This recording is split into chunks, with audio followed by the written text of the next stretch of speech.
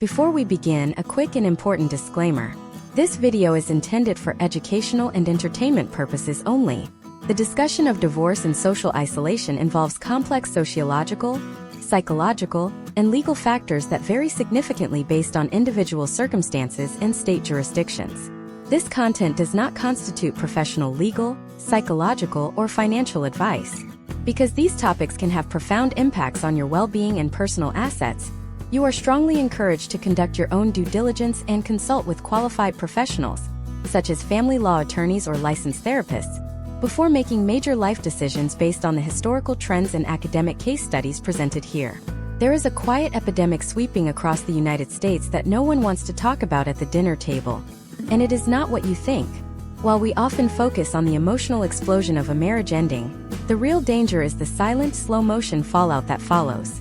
Right now, in 2026, academic research suggests that 51% of people experience a massive surge in chronic loneliness after their divorce is finalized. But here is the part that should keep you up at night. For many, this isn't just a temporary phase. It is a fundamental rewiring of their social existence. We are seeing a phenomenon where the very act of dissolving a legal union effectively severs the invisible threads that connect an individual to their community, their friends, and even their own extended family. This is not just a story about heartbreak. It is a story about the structural disintegration of the American social fabric. Today, we are opening a deep dive masterclass into the academic reality of divorce and social isolation in the USA. We are moving past the tabloid headlines to examine the raw data and the longitudinal studies that reveal how a single legal document can trigger a decade of isolation. The problem we are solving today is one of visibility and preparation. Most people enter the divorce process focused on the division of assets or custody schedules, but they are completely blind to the social bankruptcy that often follows. By the end of this deep dive, you will understand the specific mechanics of how social networks collapse, why men and women experience this isolation differently, and what the historical trends tell us about the long-term survival of your social identity. To understand the scale of this, we have to look at the current landscape of American domesticity. As of early 2026, the refined divorce rate in the U.S. has seen a slight decline to approximately 14.2 per 1,000 married women, yet this statistical dip hides a much more complex and darker reality. While younger generations are marrying later and perhaps more selectively, the phenomenon of gray divorce among those aged 50 and older, has surged. In fact, since 1990, the rate of divorce for those over 50 has doubled, and for those over 65 it has tripled. This is a critical data point because social isolation in your 60s is fundamentally different and often more lethal than isolation in your 30s. When we look at the academic breakdown of social loneliness versus emotional loneliness, the findings are startling. Emotional loneliness is the absence of a primary intimate attachment, the spouse. Social loneliness, however, is the lack of a wider social network. Data from the National Center for Family and Marriage Research indicates that divorcees often suffer from both simultaneously. But the social loneliness is what tends to linger. Why? Because divorce in the U.S. is rarely just between two people. It is a divorce from a shared social ecosystem. Think about your current social circle. Academic studies on network theory show that most married couples operate in dense networks where friends are shared. When the marriage ends, the network often experiences a bifurcation. This isn't just about friends taking sides, though that happens in roughly 40% of cases. It is about the logistical and psychological awkwardness of the shared group. The couple-friend dynamic, which is the bedrock of American middle-class socializing, often has no room for a single participant. The data shows that within 2 years of a divorce, the average individual loses contact with approximately 50% to 75% of their shared social circle. Furthermore, we have to address the gendered nature of this isolation. Historical trends and recent case studies consistently show that men in the U.S. are at a significantly higher risk for extreme social isolation post-divorce. Sociologically, women have historically been the kin-keepers and the social secretaries of the household. They maintain the holiday cards, the dinner invitations, and the connections with extended family. When a marriage dissolves, the man often finds himself standing in an empty room, realizing he doesn't actually have the phone numbers or the active relationships with the people who made up his social life. The University of Nebraska's research into post-divorce social integration found that men tend to have smaller support networks and are more likely to rely solely on their spouse for emotional intimacy. Once that pillar is removed, the structural collapse is immediate. But the isolation isn't just about who you hang out with on a Friday night. It is about institutional displacement. In the US, social life is often tied to the school run, the neighborhood association, or the local religious organization. When a divorce leads to a residential move, which it does for the majority of cases due to financial necessity, the individual is physically uprooted from their community. 2026 Census Bureau working papers show that the probability of moving nearly triples after a divorce.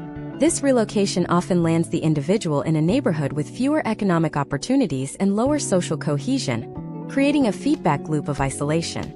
We also need to discuss the identity-stabilizing mechanisms that the academic community identifies as the only real defense against this isolation. These are things like self-continuity and multiple important group memberships. The problem is that in the immediate aftermath of a divorce, the first 24 months, individuals are often in a state of survival mode. They don't have the bandwidth to join a new club or maintain a hobby. They are dealing with a 45% decline in standard of living for women over 50 and a 21% decline for men. The financial stress acts as a barrier to social reentry. You can't go out to dinner with friends if you are struggling to cover the new mortgage on a single income. This brings us to the psychological toll. Academic reviews of post-divorce well-being show that 28% of individuals experience clinical depression. Depression, by its very nature, is an isolating force. It creates a self-fulfilling prophecy, where the individual feels they are a burden to others, leading them to withdraw further, which in turn increases the loneliness. We see this in the gray divorce demographic particularly, where the empty nest combined with the divorce leads to a complete erasure of the individual's daily social role. As we move forward in this masterclass, we are going to break down the specific phases of adaptation that researchers have identified. We will look at why extroversion is a protective factor in the first 2 years, but why even the most outgoing individuals can hit a social wall at the 3-year mark if they haven't built new independent social pillars. We are going to look at the intergenerational impact, how the social withdrawal of a parent affects the social development of the children, potentially setting them up for their own isolation decades later. This isn't just about one person feeling lonely. It is about the potential for a multi-generational shift in how Americans connect with one another. We are looking at a future where the traditional family unit, as the primary source of social integration, is failing, and we haven't yet built a replacement. Let's get into the step-by-step breakdown of how this happens and, more importantly, what the data says about those who manage to beat the odds and rebuild. To understand the transition from shared domesticity to isolated individuality, we must examine the specific social mechanism known as the dyadic withdrawal hypothesis. In the context of the American social structure in 2026, this hypothesis suggests that as a couple becomes more involved with one another, they naturally pull away from their wider social circles. When that couple eventually divorces, they do not simply return to the baseline level of social engagement they had before the marriage. Instead, they find themselves in a social vacuum. Imagine a man named David, a 45-year-old software architect in Austin, Texas.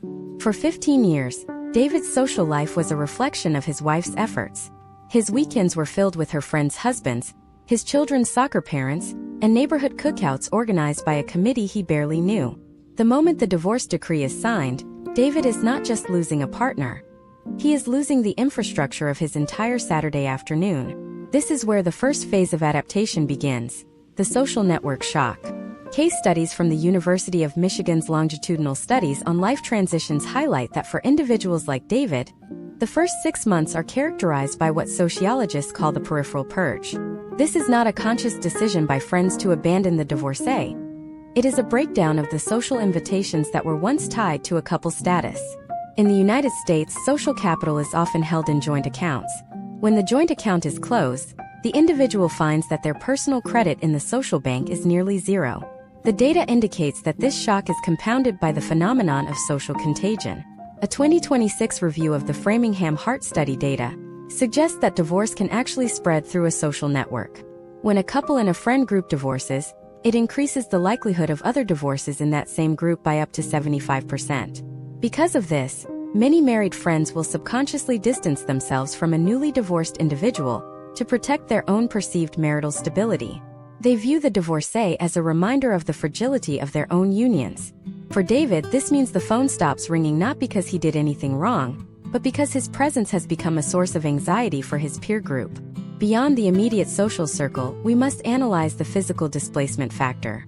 In the U.S. housing market of 2026, the cost of maintaining a two-parent household is already high.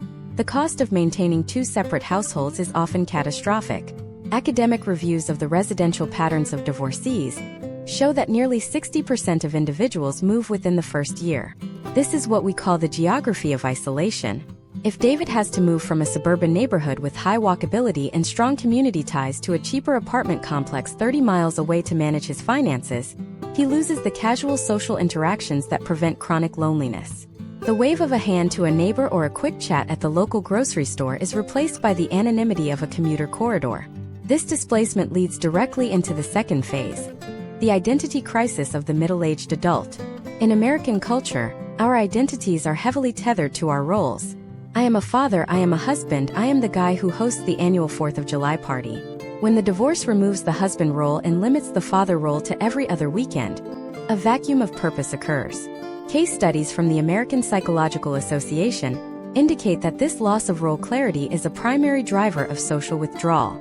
If you do not know who you are in a social setting, you are less likely to enter that setting. David finds himself sitting in his new apartment, wondering if he is allowed to show up at the local brewery alone, or if he should wait for an invitation that he knows is not coming.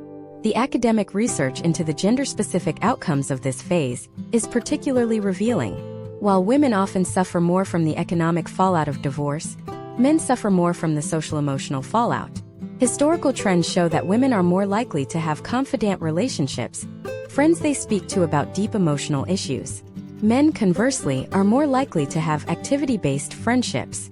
If the activity was tied to the marriage or the family, the friendship often dissolves. David's friendship with his neighbor was based on their kids playing together. Without the kids present on a daily basis, the neighborly bond lacks a functional foundation to continue. Furthermore, we must address the role of technology and the digital echo chamber in 2026. While one might assume that social media would bridge the gap, academic studies suggest it often does the opposite. For the newly divorced, platforms like Instagram or Facebook become a gallery of what they have lost. The algorithmic bias toward happy family content can trigger a physiological stress response in divorcees, leading to what researchers call digital reclusiveness. Instead of reaching out to new people, the individual spends hours scrolling through the past, further cementing their current state of isolation. The longitudinal data on gray divorce adds another layer of complexity. For those over 50, the social isolation is often permanent. At this stage of life, peer groups are already shrinking due to retirement and health issues. A divorce at 60 is a different social beast than a divorce at 30. There is less time to build a new network from scratch. Potential outcomes for this demographic include a significant increase in mortality risk, with some studies suggesting that chronic isolation in older age is as detrimental to health as smoking 15 cigarettes a day. This is the physiological cost of a social transition. Even the way we handle the legalities of divorce in the U.S. contributes to the problem. The adversarial nature of the legal system often requires individuals to build a case against their former partner.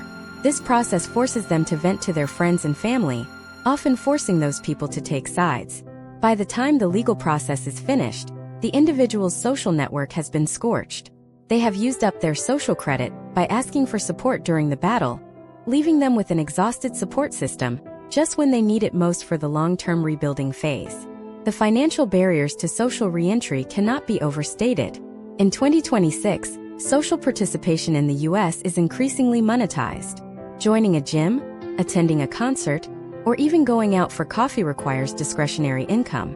Academic reviews of the divorce penalty show that for many, especially those who were not the primary earners, the loss of shared resources means that social life becomes a luxury they can no longer afford. This leads to a forced isolation where the individual stays home not because they want to be alone, but because the cost of being with others is too high. But what happens when the initial shock wears off? As we look toward the next stages of this deep dive, we have to ask, is it possible to re-engineer a social life from the ground up? Does the data show a path for those who are currently in the depths of the social network shock? We will examine the specific traits of the resilient rebuilder, the individuals who, despite the statistics, managed to create a more robust and authentic social circle than the one they had during their marriage. We will look at the rise of intentional communities and the new ways Americans are forming chosen families, to replace the traditional structures that failed them. But before we get to the recovery, we have to look at the hidden psychological barriers that stop most people from ever taking that first step. Why does the brain of a divorcee actually start to view social interaction as a threat? We are about to dive into the neurobiology of loneliness and how it traps you in your own home.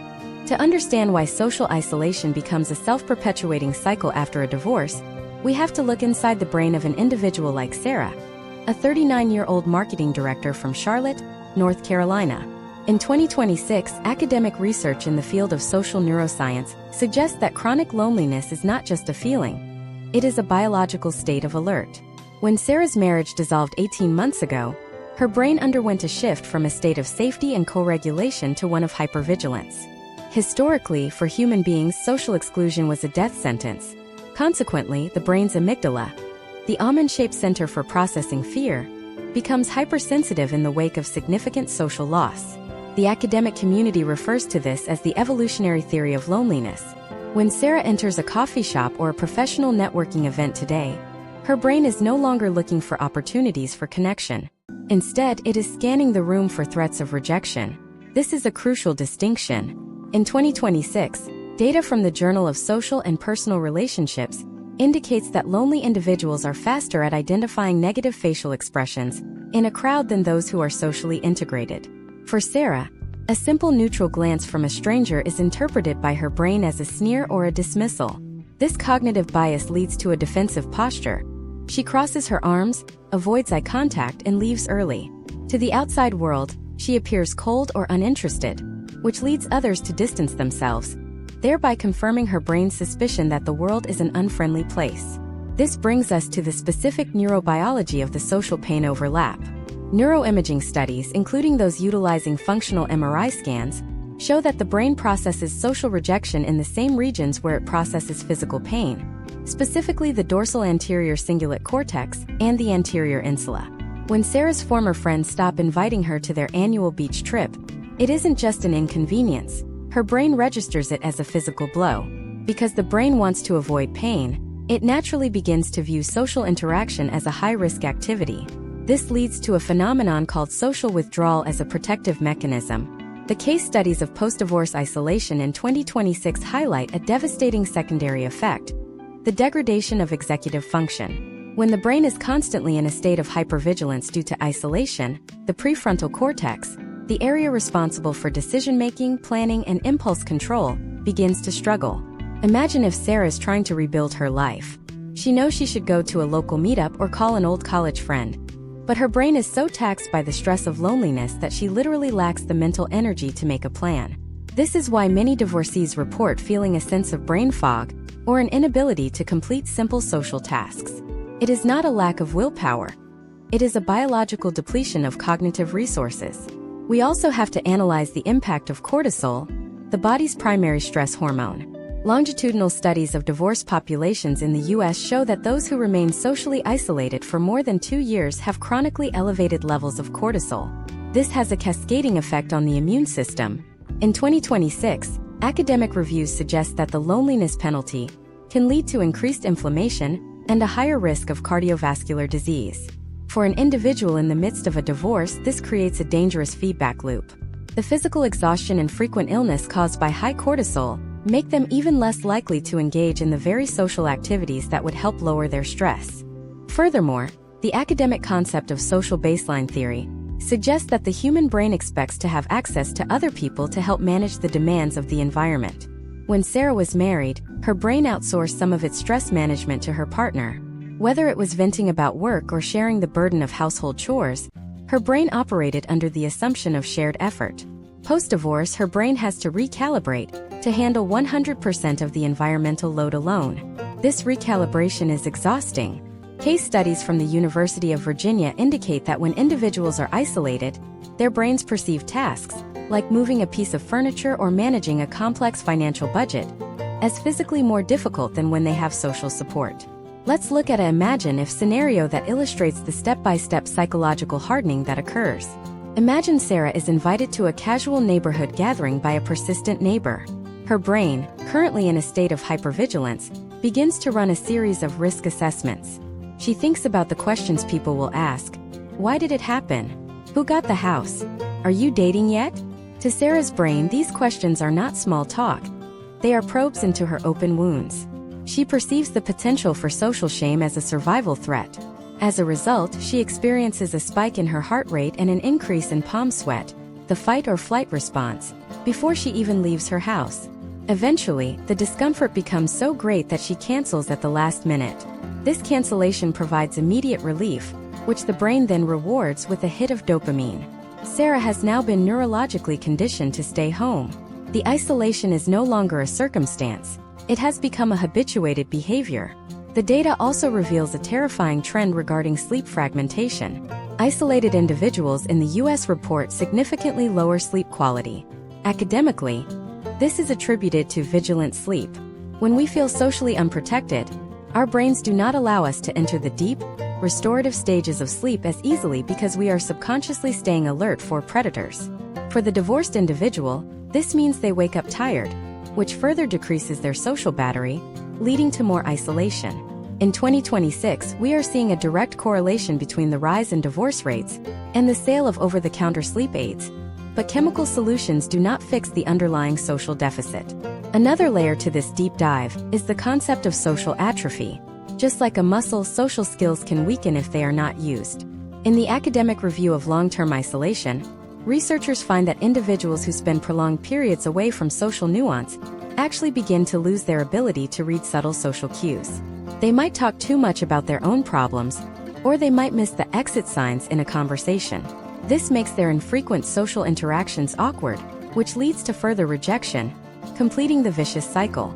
Sarah might finally go to a dinner party, but because her social muscle has atrophied, she leaves feeling like she failed, making her less likely to try again for another 6 months. The historical trends of the last decade show that this biological trap is particularly hard to escape in the American suburban landscape. Our environments are built for privacy, not proximity. For a divorcee, the picket fence is no longer a symbol of the American dream. It is a barricade that keeps the rest of the world out.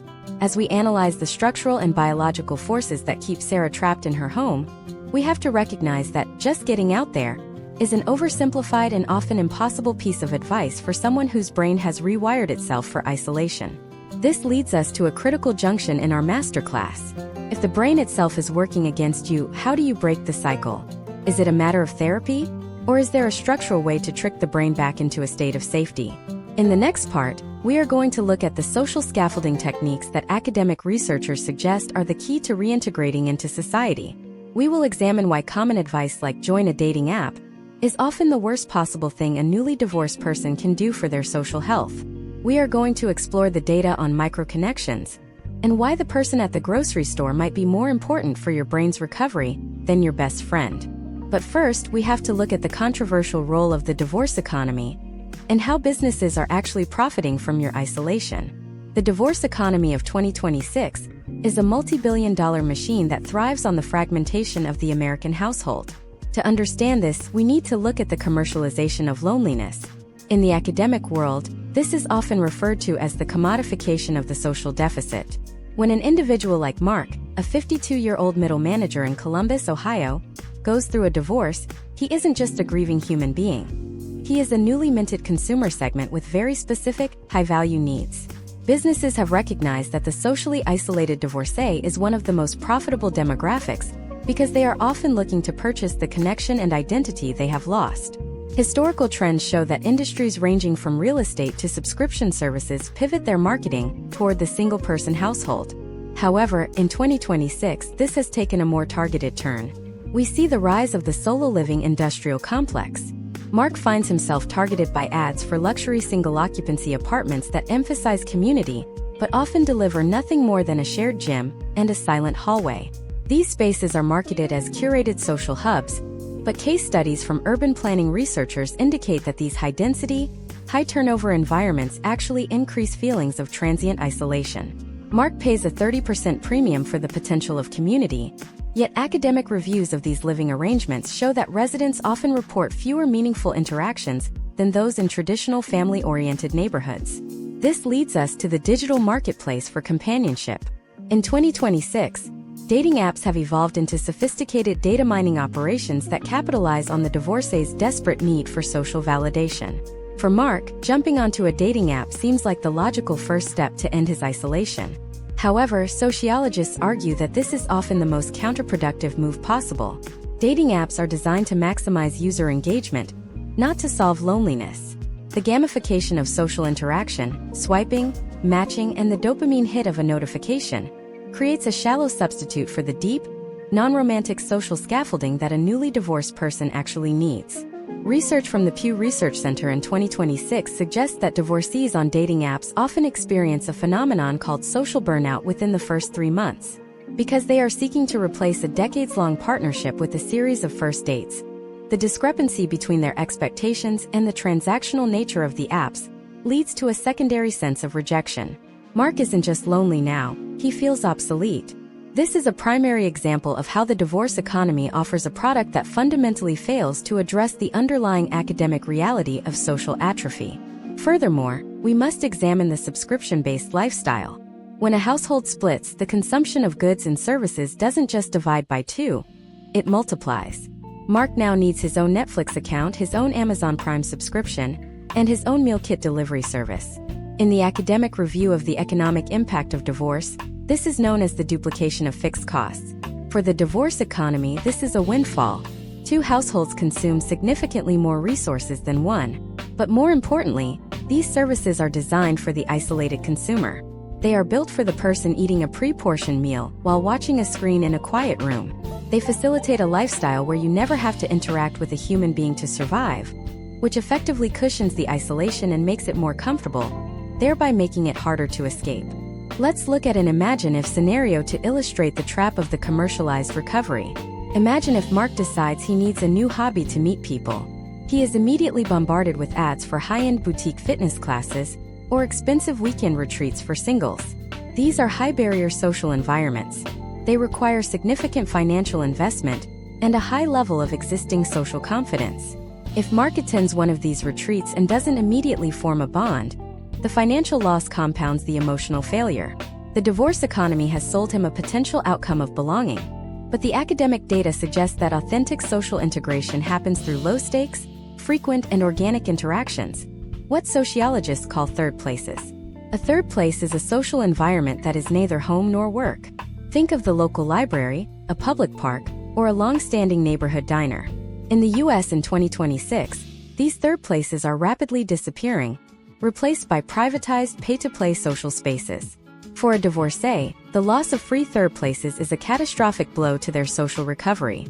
Academic studies on community resilience show that when people have to pay to socialize, the most vulnerable, those who have just taken a 40% hit to their household wealth due to legal fees and asset division, are the first to be excluded.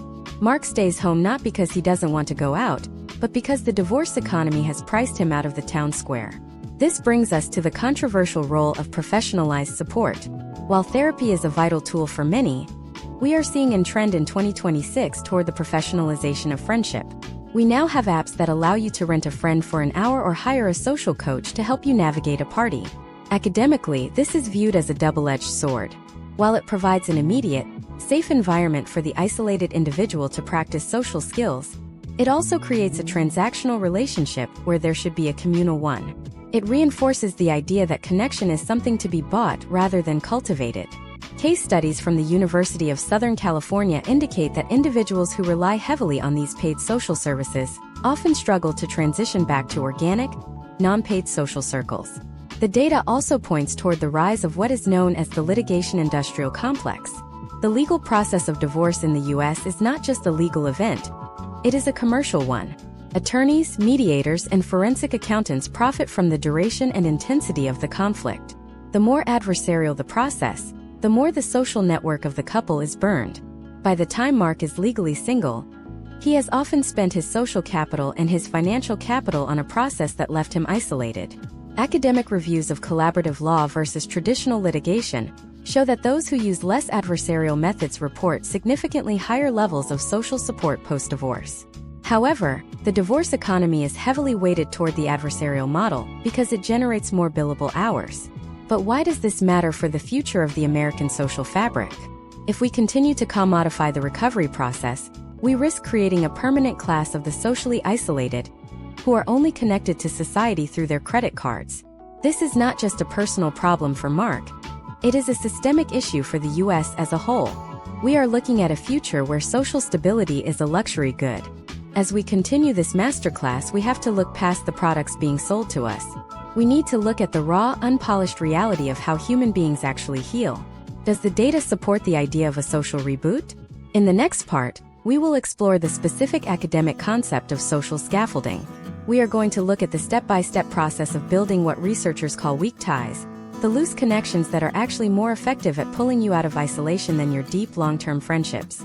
We will see why Mark's interaction with the person at the local hardware store might be the most important part of his week. But first, we have to address a much darker trend: the rising correlation between social isolation and the radicalization of the lonely. What happens when the isolated individual starts looking for belonging in all the wrong places? The intersection of chronic social isolation and the search for identity creates a high-stakes psychological vulnerability that researchers are calling the belongingness deficit. When an individual is severed from their primary social anchor, their spouse and the associated family structure, the brain does not simply turn off the need for community. Instead, it enters a state of starvation. In 2026, academic case studies suggest that this starvation makes individuals susceptible to what sociologists call high-cost groups. These are communities that offer intense, immediate belonging in exchange for total ideological commitment. Imagine a man named Robert, a 48-year-old former bank manager in Denver, Colorado. Following his divorce in early 2025, Robert found himself in a vacuum. His previous social life was built on couples' dinner parties and suburban golf outings. Now he lives in a quiet townhome where the only voice he hears is the television. In this state of profound isolation, Robert's brain is primed for a social hook. When he encounters an online community that validates his feelings of betrayal and offers a clear, albeit extreme, explanation for his suffering, he experiences a massive hit of oxytocin, the bonding hormone. This is the neurobiological foundation of radicalization through isolation. Academic reviews of online behavior in 2026 show that divorcees are a high-risk demographic for digital echo chambers. The mechanism is a step-by-step process of social replacement. First, the isolated individual seeks out shared experience groups, such as divorce support forums. While many of these are healthy, some devolve into grievance-based communities. Within these spaces, the individual finds a sense of us versus them. For Robert, this might mean moving from a standard support group to a more radicalized community that blames specific societal structures or demographics for the failure of modern marriage.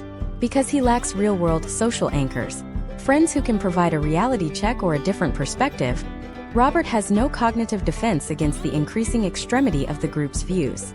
Historical trends indicate that social isolation is the primary predictor of ideological shifts. When we have a diverse social network, we are constantly exposed to cross-cutting cleavages, interactions with people who hold different views but share a common bond with us, like a hobby or a neighborhood. Divorce often wipes these cleavages out. Robert no longer sees his moderate brother-in-law or his liberal neighbor. He only interacts with the digital avatars in his grievance group. This leads to what researchers call group polarization, where the group's collective opinion becomes more extreme than any individual member's original view. The data on this is startling. A 2026 study from the Institute for Social Policy and Understanding found that individuals who report feeling socially discarded are 3.5 times more likely to engage with extremist content online compared to those with stable social networks. This isn't about intelligence. It's about the fundamental human need for a tribe. If Robert cannot find a tribe at the local pub or the community center, he will find one in the dark corners of the internet. The group provides him with a new role, a warrior for a cause, which fills the void left by his role as a husband. But there is a secondary, equally dangerous path for the isolated: the rise of the self-help cult. In 2026, we see a surge in high-ticket masculinity, or empowerment retreats that target the newly divorced. These programs often use coercive persuasion techniques, such as sleep deprivation and intense emotional processing, to break down the individual and rebuild them in the image of the group's leader. For Robert, spending $5,000 on a weekend retreat might feel like a potential outcome for self-improvement, but the academic reality often shows it is a form of predatory social exploitation.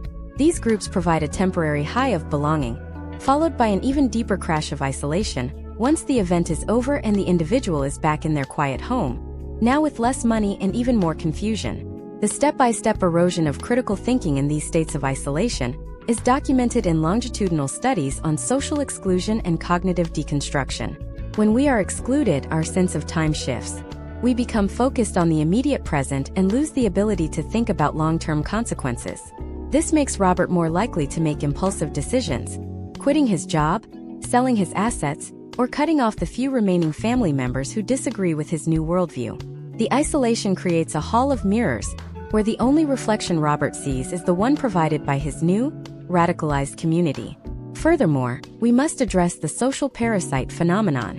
In 2026, algorithmic systems are sophisticated enough to identify life event triggers. When Robert changes his status on social media or moves to a new zip code associated with single living, the algorithms don't just show him furniture ads. They show him communities that fit his psychological profile of vulnerability. Academic reviews of algorithmic radicalization suggest that the system effectively funnels the lonely toward high engagement, high conflict content, because that is what keeps them on the platform. The platform is not trying to make Robert an extremist, it is trying to keep him from being alone with his thoughts, but the byproduct is the same. This leads to a systemic threat to American democracy. As divorce rates and social isolation rise, particularly among the middle-aged who hold significant voting power and resources, the pool of disenfranchised loners grows. When a large segment of the population feels they have no stake in the current social order because they have been divorced from it, they become more open to disruptive and radical ideologies. Robert isn't just a man who lost a wife. He is a man who lost his connection to the American social contract. The case studies of those who have escaped these radicalizing cycles often point to a single factor: the reintroduction of a non-ideological social tie. This could be a local gardening club, a volunteer position at a food bank, or even a consistent, low-stakes interaction with a librarian. These are what sociologists call bridging social capital. They bridge the gap between the isolated individual and the wider, diverse world. For Robert, the path back to social health doesn't start with a big political debate. It starts with a conversation about tomatoes or a shared task of sorting cans. But why is bridging social capital so hard to find in the modern US? Why have we made it so difficult for someone like Robert to find a simple, non-judgmental place to belong? To understand the solution, we have to look at the architecture of belonging. In the next part of this deep dive, we are going to explore the academic concept of social scaffolding and weak ties. We will reveal the counterintuitive data that shows why your casual acquaintances, the person you see at the gym or the barista who knows your name, are actually more important for your survival than your closest friends. We are going to look at the step-by-step plan for reintegrating into a community without losing your identity. But first, we have to talk about the loneliness tax, the hidden financial cost of being single in America that no one warns you about during the divorce proceedings. The loneliness tax is not a line item you will find on a standard tax return, but in the United States in 2026, it is perhaps the most aggressive financial penalty a person can face. To understand the mechanics of this tax, we must look at the life of Lisa, a 42-year-old nurse in Phoenix, Arizona. When Lisa was married, her household benefited from the massive economy of scale that defines the American middle class. Two people living under one roof do not cost twice as much as one. In fact, the data suggests that a single person living alone faces a 40% to 50% increase in per capita living expenses. Academic reviews of cost of living data in 2026 reveal that the primary driver of this tax is the housing market. In most major U.S. cities, the price difference between a one-bedroom apartment and a two-bedroom apartment is often less than 20%. When Lisa moved out of the family home, she didn't see her housing costs cut in half. Instead, she found herself paying nearly 80% of her previous mortgage amount for a space half the size. This is the first layer of the loneliness tax, the structural bias toward the nuclear family in urban planning and real estate development. Because American suburbs are not designed for single occupancy, the isolated individual is forced into a market where they have zero leverage. The second layer is what sociologists call the bulk pricing exclusion. From grocery shopping to insurance premiums, the American economy is built on the assumption of a multi-person unit. Lisa finds that buying food for one is disproportionately expensive because she cannot utilize bulk-size discounts without significant waste. Furthermore, Her car insurance and health insurance premiums often lack the multi-person or family plan discounts she previously enjoyed. Historical trends show that single individuals pay an average of $1,200 more per year for basic insurance coverage compared to their married counterparts for the same level of protection. However, the most insidious part of the loneliness tax is the opportunity cost of lost time and shared labor. In a marriage, there is a natural division of labor, what economists call comparative advantage. One person handles the cooking while the other manages the household finances. One person takes the car for an oil change while the other picks up the kids. When Lisa becomes socially isolated post-divorce, she loses this labor pool. She must now spend her own limited time on every single domestic task. Data from the 2026 American Time Use Survey indicates that divorced individuals spend 15% more of their waking hours on household maintenance and administrative tasks compared to married individuals. This time poverty is a form of tax because it prevents Lisa from investing that time in social reintegration or professional development. Imagine if Lisa's car breaks down. In her married life, her husband could drop her at work, or they could coordinate schedules. Now, in her state of social isolation, a car repair becomes a 3-day logistical nightmare involving expensive rideshare services and missed work shifts. This is the fragility cost of isolation. Without a social safety net or a partner to share the load, every minor inconvenience has the potential to become a financial crisis. Case studies on the divorce to poverty pipeline show that it isn't always a single large event that ruins a divorcee's finances, but rather the cumulative weight of these small, isolation-related expenses. We also have to consider the social reentry tax. As we mentioned in previous segments, socializing in America has been heavily monetized. For Lisa to build a new social circle, she often has to pay for the privilege. Whether it is a professional networking event, a gym membership to meet people, or even the cost of gas and parking to attend a free community gathering, the act of getting out there has a price tag. For someone already struggling with the increased costs of living alone, this creates a barrier to entry. Lisa might want to join a local hiking group, but when she factors in the gear, the gas, and the club dues, she decides she can't afford it. The loneliness tax, therefore, creates a physical wall that keeps the isolated individual exactly where they are. Furthermore, academic reviews of social capital as currency suggest that married couples have access to a broader range of informal economies. If your spouse's friend is a plumber, you might get a discount or at least a trustworthy recommendation. When Lisa loses her husband's social network, she loses access to these informal savings. She is forced to navigate the open market for every service, where she is often subject to higher prices and lower quality work because she lacks the social referral that acts as a lubricant in the American economy. There is also the health-related loneliness tax. As we discussed regarding the neurobiology of isolation, the chronic stress of being alone leads to higher cortisol and systemic inflammation. In 2026, the medical community has begun to quantify the isolation surcharge on healthcare. Individuals living in long-term isolation have 20% higher lifetime medical costs due to the accelerated onset of chronic conditions like hypertension and type 2 diabetes. For Lisa, the psychological strain of her divorce and subsequent isolation is not just an emotional burden. It is a ticking financial time bomb in the form of future medical bills. Finally, we must address the legacy tax. For many Americans, wealth is built and passed down through the stability of the family unit. Divorce fragments that wealth. The cost of legal fees, the sale of the family home in a down market, and the division of retirement accounts can set an individual back by decades. Academic data suggests that a woman's household income falls by an average of 41% following a divorce, while a man's falls by about 20%. This wealth destruction is compounded by the fact that Lisa is now trying to save for her own retirement on a single income without the social insurance of a partner's pension or social security benefits. The loneliness tax is a systemic issue that reinforces social isolation by making the alternative, reintegration, economically difficult. It punishes the individual for a structural reality they didn't create. But as we move forward in this deep dive, we are going to look at the hackers of the loneliness tax. These are individuals and communities who are finding ways to bypass these costs through collaborative consumption and social scaffolding. In the next part, we are going to dive into the academic concept of weak ties and why they are the secret weapon against both isolation and the loneliness tax. We will look at how your relationship with your local barista or the person at the library can actually save you thousands of dollars and rebuild your social battery faster than a therapist. We will examine the step-by-step process of microsocializing.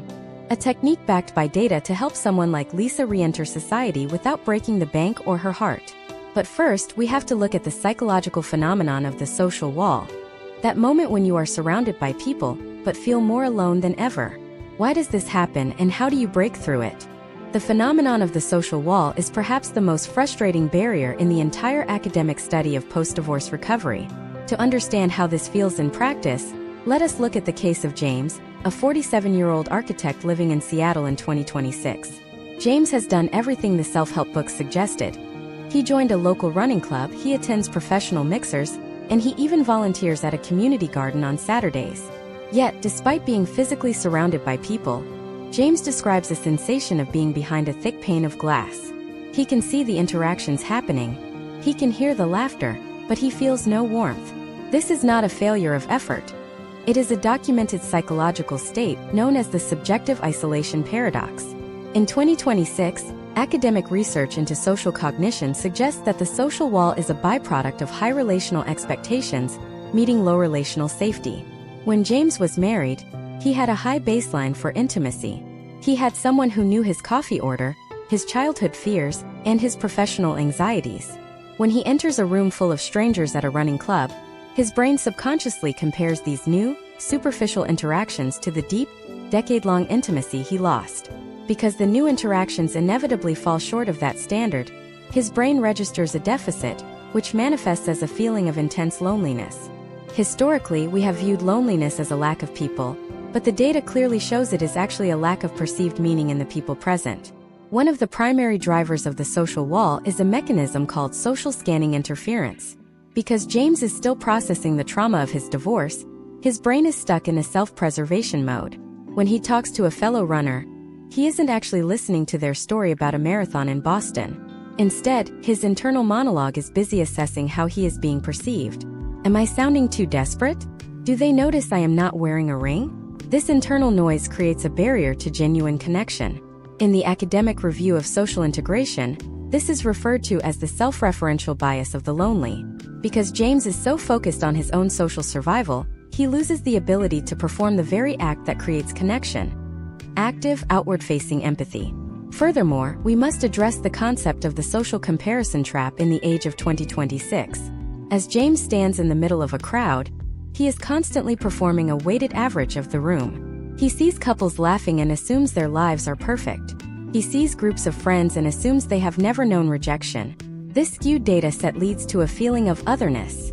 Case studies from the University of Pennsylvania indicate that divorcees often suffer from a specific form of stigma consciousness, where they believe their single status is a visible mark of failure. This belief acts as a psychological repellent. James stays quiet not because he has nothing to say, but because he believes his divorced identity makes his contributions less valuable. To break through the social wall, academic researchers point toward the strength of weak ties, a theory pioneered by Mark Granovetter and updated for the 2026 social landscape. For someone like James, trying to find a new best friend or a new spouse is too high of a jump. It is like trying to climb a mountain without a ladder. The data suggests that the most effective way to dismantle the social wall is through micro-connections. Low stakes, repeated interactions with acquaintances who have no emotional baggage tied to your past. Imagine if James stops trying to find a deep connection at the running club and instead focuses on becoming a regular at a local coffee shop. The barista knows his name and his order. They chat for 30 seconds about the weather. This is a weak tie. Academically, weak ties are crucial because they provide bridging capital. They connect James to a wider world without requiring the emotional vulnerability of a deep friendship. These small, successful interactions act as microdoses of social safety. Each time the barista smiles and recognizes him, James's amygdala receives a signal that the world is, in fact, safe. Over time, these signals accumulate, eventually lowering the hypervigilance that created the social wall in the first place. The step-by-step details of this process are what we call social scaffolding. You don't start with the roof. You start with the foundation. For James, the foundation is the familiar stranger. Research in 2026 shows that the more familiar strangers an individual has in their daily life, the mail carrier, the librarian, the person they see at the gym at 6 a.m., the lower their overall reported levels of social anxiety. This is because these relationships are functional rather than emotional. There is no risk of a social wall with the barista because James doesn't expect the barista to fill the void left by his ex-wife. By lowering the expectation, he removes the barrier to the connection. Another critical element is the shared task principle. Academic reviews of community building show that human beings bond most effectively when they are looking at a common goal rather than at each other. This is why face-to-face socializing like a dinner date can be so intimidating for the lonely, whereas side-by-side socializing, like a community garden project, is highly effective. When James is focused on planting tomatoes alongside another volunteer, the social wall thins. The conversation happens organically around the task. There is no pressure to be interesting or successful. There is only the shared labor. Case studies from 2026 urban resilience programs show that side-by-side interaction reduces social cortisol levels by 22% more than traditional social mixers. We also have to discuss the timing of re-entry. Historical trends suggest that many people try to break through the social wall too early, while they are still in the acute phase of grief. In 2026, psychologists are identifying the rebound isolation effect, where an individual pushes themselves into social situations before they are ready, has a negative experience, and then retreats further than they were before. The data indicates that the sweet spot for rebuilding usually begins around the 14-month mark post-separation. This is when the neurological smoke has cleared enough for the individual to begin accurately reading social cues again. But what happens when James does all of this? The week ties, the side-by-side tasks, and he still feels a sense of emptiness. This leads us to the final, most complex part of the social wall: the loss of the shared narrative. When you are with a spouse, you are part of a story. You have a shared history and a projected future. Social isolation isn't just about a lack of people. It's about a lack of a plot. To truly break the wall, James has to begin the academic work of narrative reconstruction. He has to build a story for his life that is compelling and independent of his former marriage. As we look toward the concluding segments of this masterclass, we have to move from the individual to the societal. How do we build a USA that doesn't let people like James fall through the cracks in the first place? We are going to look at the rise of co-living for adults and modern village movements that are attempting to institutionalize the cure for loneliness. We will examine the data on social prescribing, where doctors in 2026 are literally writing prescriptions for community involvement instead of just medication.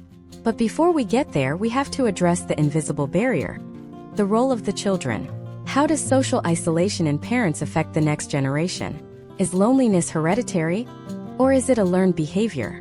We are about to look at the terrifying data on the loneliness legacy and what it means for the future of the American family. We will see how a parent's isolation can actually rewire a child's brain for a lifetime of social struggle.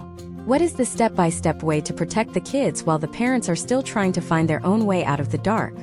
The transmission of social isolation from parent to child is one of the most studied and yet least discussed consequences of the American divorce crisis in 2026. To understand the academic gravity of this, we must look at the concept of intergenerational social capital. When a marriage dissolves, it is not just the adult social network that undergoes a bifurcation. The child's social map is effectively redrawn, often with large sections simply erased. Imagine a child named Leo, a 10-year-old living in suburban Atlanta. Before his parents' divorce, Leo's social world was stabilized by what researchers call the redundancy of ties. His friends were the children of his parents' friends. His soccer coach was his father's college roommate. His weekend birthday parties were managed by a joint effort of two active social agents. When the divorce occurs, and particularly when it results in the chronic social isolation of one or both parents, Leo experiences what is known as the network shrinkage effect. Academic reviews in 2026 suggest that children of socially isolated divorcees are 40% more likely to experience social withdrawal themselves. This is not necessarily due to a lack of effort by the child, but due to the loss of the parental bridge. In the U.S., parents act as the primary facilitators of social opportunities for children under the age of 13. If Leo's mother is struggling with the social wall we discussed earlier, she is less likely to volunteer for the PTA, host sleepovers, or maintain the casual relationships with other parents that lead to playdates. Leo's social circle doesn't just stagnate. It actively withers because the logistical and emotional infrastructure required to maintain it has collapsed. Furthermore, we must address the neurobiological impact of parental modeling. Children are biologically hardwired to mirror the social behaviors of their primary caregivers. If Leo observes his father spending every weekend alone in a quiet apartment, his developing brain begins to internalize social isolation as a normative or even a survival-based response to stress. Data from the 2026 longitudinal study of adolescent health indicates that children in these environments show higher levels of social anxiety and a diminished capacity for conflict resolution. They are not learning how to navigate the complex give and take of community life because they are not seeing it practiced at home. This is the loneliness legacy, the unintentional teaching of social avoidance as a coping mechanism. The step-by-step details of this rewiring are particularly concerning when we look at the attachment theory framework. A socially isolated parent often falls into one of two categories: the emotionally unavailable parent or the enmeshed parent. In the case of emotional unavailability, the parent's own struggle with isolation consumes their mental bandwidth, leaving them unable to provide the responsive mirroring a child needs. In the case of enmeshment, the isolated parent begins to rely on the child for the social and emotional fulfillment they are missing from their peer group. Academically, this is known as parentification. Leo might find himself becoming his mother's primary confidant, a role he is not developmentally equipped to handle.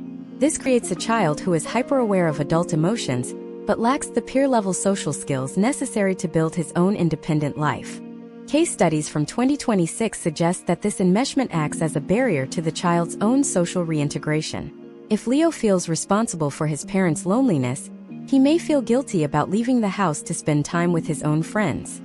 He begins to self-isolate to protect the parent. This creates a secondary cycle of isolation where the parent's lack of a social life directly restricts the child's social development.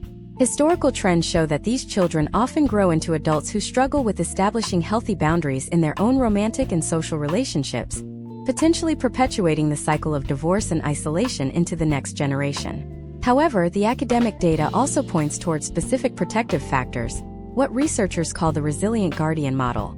To protect the next generation, the isolated parent does not necessarily need to become a social butterfly. Instead, they must engage in what is known as targeted social visibility.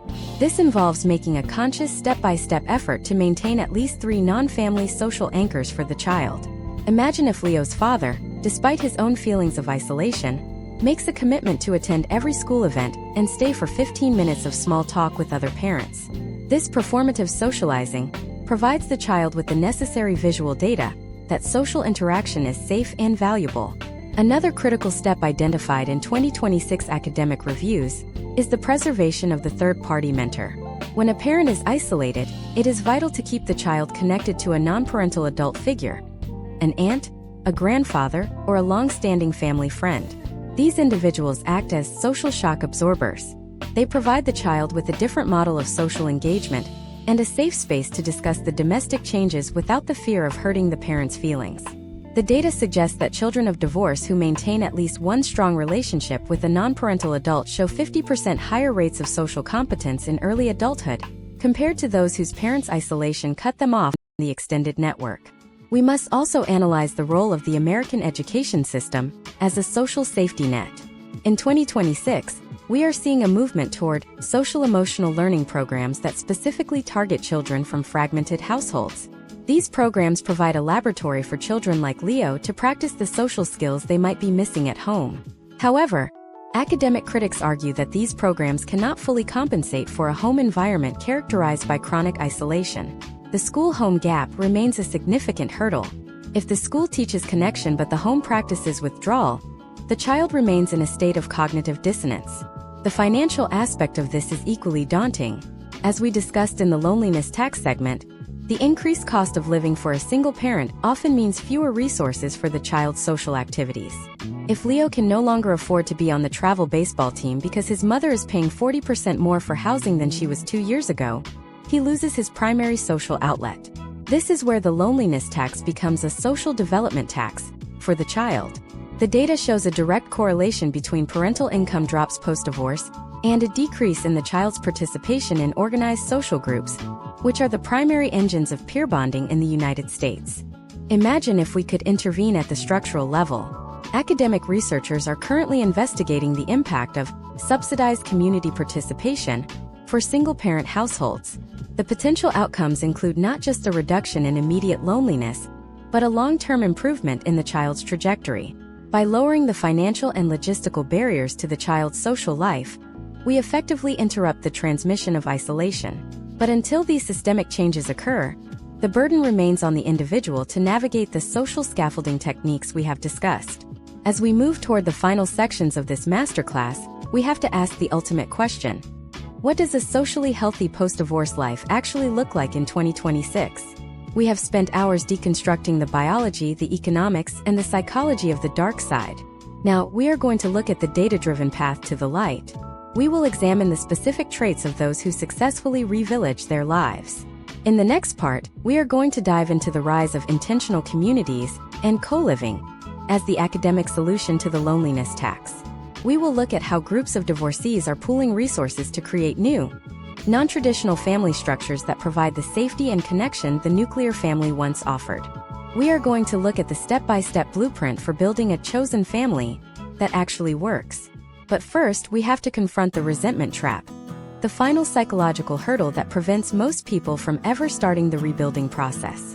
How do you let go of the past when it is the only thing currently defining your identity? The resentment trap is a state of cognitive stasis where the individual remains psychologically married to their grievance long after the legal marriage has ended. In the academic study of post-divorce social isolation, this is known as rumination-induced social paralysis. To understand this, let us look at the case of Linda, a 55-year-old former teacher in Chicago. It has been 3 years since her divorce was finalized, yet every social interaction she has is filtered through the lens of her betrayal. When she meets a new neighbor, she doesn't talk about her interests or the local community. She eventually steers the conversation back to the unfairness of her settlement or the flaws of her former partner. In 2026, researchers have identified that this behavior creates a social repulsion field. Academic reviews of conversational dynamics suggest that when an individual is trapped in the resentment phase, they occupy a high-alert emotional state that is exhausting for others to navigate. Historically, we have viewed venting as a healthy release, but the data in 2026 points to a different reality, the co-rumination trap. If Linda finds a friend who also enjoys venting, they don't actually heal. They reinforce each other's isolation. They build a wall of shared bitterness that prevents them from seeing new opportunities for growth. For Linda, her resentment has become a protective shell. If she lets go of the anger, she has to face the terrifying void of her current isolation. Therefore, the brain chooses the familiar pain of the past over the uncertain potential of the future. The neurobiology of this trap is linked to the brain's reward system. Every time Linda recounts a story of her ex-husband's failings and receives a nod of agreement, her brain receives a hit of dopamine. She is effectively addicted to the moral high ground. This addiction keeps her socially stagnant. Case studies from the University of Wisconsin indicate that individuals with high levels of post-divorce resentment show significantly lower levels of neuroplasticity. Their brains are less capable of forming the new neural pathways required to learn a new social language or build a new identity. They are, in a very literal sense, stuck in the past. To break the resentment trap, academic researchers suggest a process called narrative reframing. This is not about forgetting what happened, but about changing the role the individual plays in the story. In her current narrative, Linda is the victim of a finished event. To move forward, she must become the protagonist of an ongoing one. The data suggests the most successful rebuilders are those who can view their divorce not as the end of their book, but as the conclusion of a long chapter that provided them with specific, albeit painful, data points for the next one. This shift in perspective is the key to dismantling the social wall we discussed earlier. Now, let's look at the architecture of rebuilding through the lens of the intentional community movement. In 2026, we are seeing a massive surge in what is known as co-housing for the second act. This is a structural response to the loneliness tax and the inherent isolation of the American suburb. Imagine if Linda, instead of living alone in a high-cost apartment, joins a community of 8 to 12 other adults in a shared living environment in a city like Portland or Minneapolis. This is not a commune in the 1960s sense. It is a sophisticated, data-driven model of collaborative living. In these intentional communities, residents have private living quarters but share large communal kitchens, gardens, and workspaces. Academic reviews of these arrangements show a 60% reduction in reported loneliness and a 30% decrease in per capita living expenses. The social scaffolding is built into the architecture. Linda doesn't have to find social interaction. It is the default setting of her environment. The simple act of passing someone in a shared hallway or participating in a weekly community meal provides the weak ties and micro-connections necessary to keep the social brain healthy.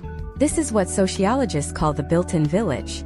The step-by-step details of the revillaging process involve the transition from the nuclear family model to the chosen family model. For many Americans, the idea of a family is strictly biological or legal. However, historical trends in 2026 show that divorcees are increasingly forming deep, non-romantic bonds that mirror the functions of a traditional family. These groups provide the emotional safety, financial backup, and shared labor that the individual lost. Case studies of these pods indicate that they are often more resilient than the original nuclear family because they are built on intentional, adult-level compatibility rather than romantic impulse or societal pressure. Imagine if scenario where Linda and 3 other divorced women decide to rent a large house together.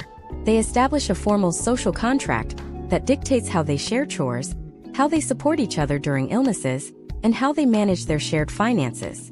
This is the structural cure for the fragility cost of isolation. When one of them has a car problem, there are 3 others to help. When one of them feels the resentment trap pulling them back, there are 3 others to provide a reality check. This is the institutionalization of the social shock absorber. Furthermore, we must analyze the rise of social prescribing in the U.S. medical system. In 2026, health insurance providers have begun to recognize that it is cheaper to pay for a patient to join a community choir or a woodworking class than it is to pay for the chronic health issues caused by isolation. Doctors are now issuing social scripts that connect patients like Linda directly with community navigators. These navigators act as professional bridgers, helping the isolated individual overcome the initial anxiety of reentry. Academic data from early pilot programs in Massachusetts shows that social prescribing leads to a 25% reduction in primary care visits for the isolated demographic. The concept of the social sandbox is also critical here.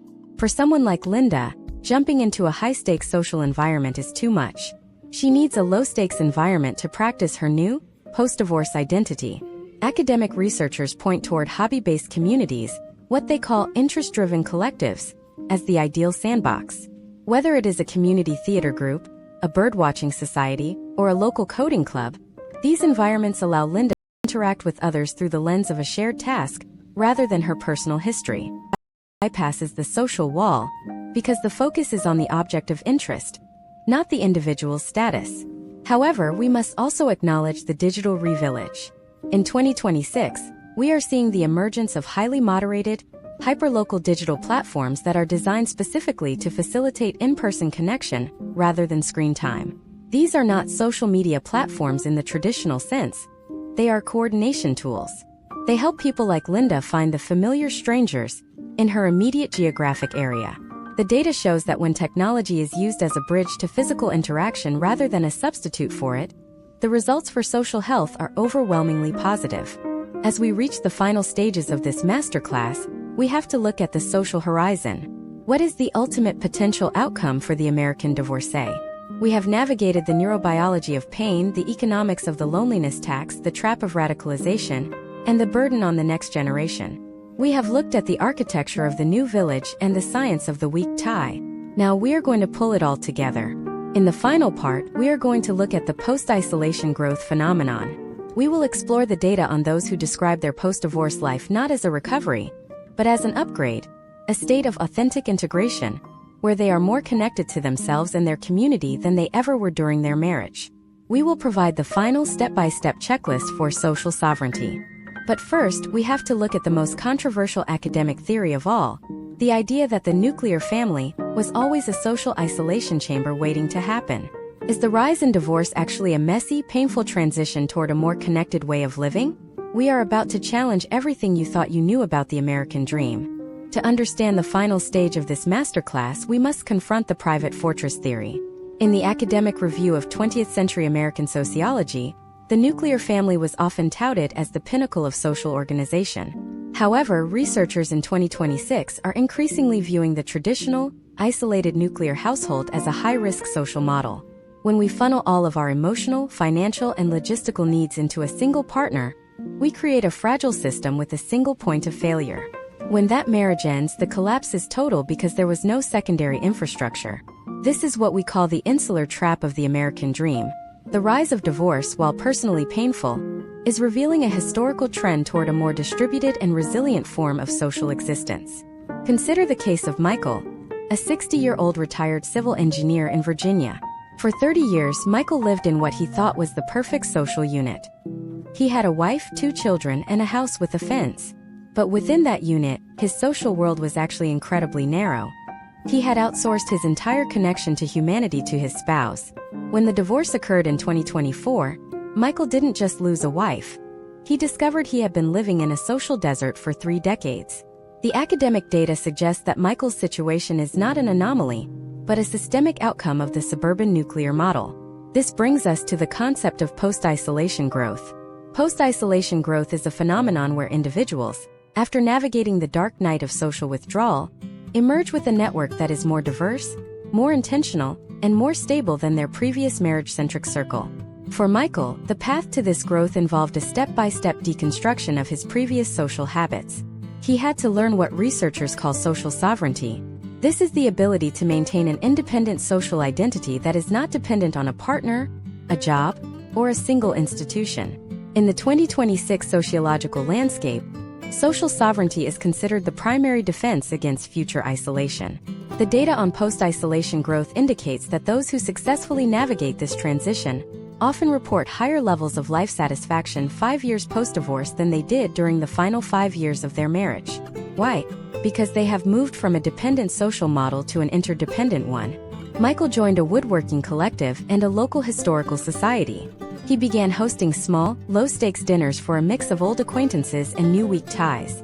He moved from having one deep, overburdened connection to having a broad portfolio of social assets.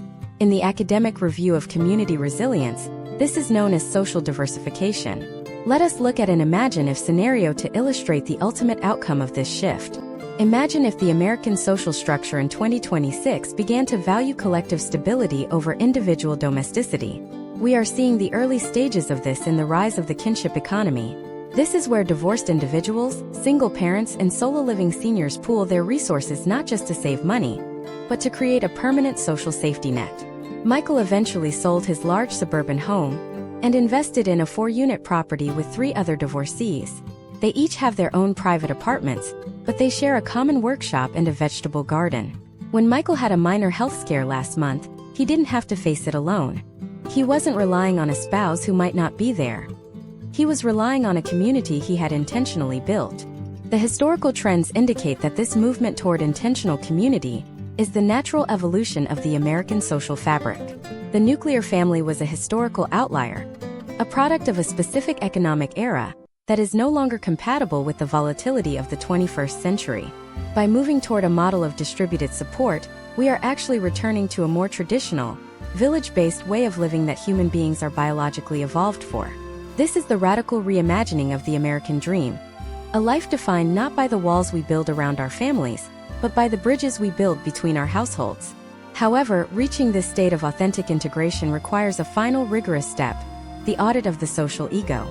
Academic reviews of long-term recovery show that the people who stay isolated are often those who refuse to let go of their previous status. They are waiting for their old life to return. Michael's breakthrough happened when he realized his old life was a social prison. He stopped trying to find a replacement for his wife and started looking for a replacement for his isolation. This is the core of the masterclass. Social health is not the absence of divorce. It is the presence of community. The step-by-step details for achieving this state involve 3 specific academic protocols. First is the proximity protocol, placing yourself in physical environments where repeat, unplanned interactions are inevitable. Second is the reciprocity protocol, moving from being a consumer of social interaction to a producer of it. Michael didn't just join the woodworking club. He volunteered to manage the tool library. Third is the vulnerability protocol, the strategic sharing of minor personal challenges to transition a weak tie into a functional friendship. As we conclude this masterclass, we must look at the broader U.S. landscape. We are currently in a period of great social churn. The divorce rates among older Americans and the rising numbers of single-person households are often framed as a crisis of loneliness. And for many, as we have seen, it is. But the academic data also reveals a hidden potential. We are in the middle of a massive renegotiation of how we relate to one another. The isolation of the divorcee is the canary in the coal mine for a society that has forgotten how to be a community. By solving the problem for the most isolated among us, we are creating the blueprint for a more connected America for everyone. This masterclass was designed to take you past the surface-level pain and into the structural reality of how we live. We have looked at the neurobiology that traps us, the economics that punish us, and the architecture that isolates us. But we have also seen the resilience of the human spirit and the power of data-driven community building. Michael's story doesn't end in a quiet apartment. It ends in a vibrant, shared life that is more robust than anything he knew in his youth. The question that remains for you, and for the future of the United States, is one of institutional change. How do we take these academic findings and turn them into a new social policy? How do we build cities, tax codes, and legal systems that support connection instead of isolation? While we have covered the deep dive of the current reality, the story of the Great American Revillaging is only just beginning. This concludes our deep dive masterclass on divorce and social isolation. But the conversation about the future of human connection is far from over. In our next series, we are going to explore a topic that is inextricably linked to everything we have discussed today: the hidden science of social wealth and why your net worth in 2026 is increasingly determined by the strength of your network rather than the balance of your bank account. We will investigate the rise of the reputation economy and how the socially isolated are being left behind in a brand new way. Stay tuned as we dive into the data of the next great social shift.